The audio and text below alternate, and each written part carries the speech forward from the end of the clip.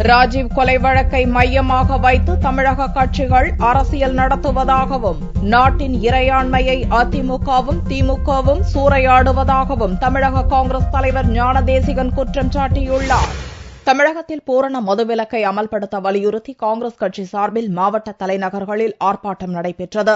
சென்னையில் நடைபெற்ற ஆர்ப்பாட்டத்தில் தமிழக காங்கிரஸ் தலைவர் ஞானதேசிகன் கலந்து கொண்டார். ராஜீவ்காந்தி கொலை வழக்கை மையமாக வைத்து தமிழக கட்சிகள் அரசியல் நடத்துகின்றன என்றும் ராஜீவ் கொலை வழக்கு விஷயத்தில் இந்திய இறையாண்மையை அதிமுகவும் திமுகவும் சூறையாடுவதாகவும் குற்றம் சாட்டினார்.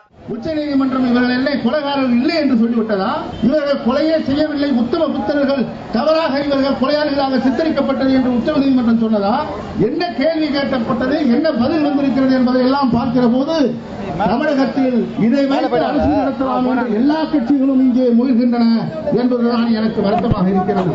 திராவிட முன்னேற்ற கழகத்தின் தலைவர் கலைஞர் அவர்கள் 3 பேரை விடுதலை செய்தால் இரட்டிப்பு மகிழ்ச்சி என்று சொல்லி இருக்கிறார். அதிலேயும் நமக்கு உடன்பாடு இல்லை. நீ என்ன 3 பேரை சொல்வது, நான் 7 பேரை விடுகிறேன் என்று ஜெயலலிதா சொல்லி இருக்கிறார்.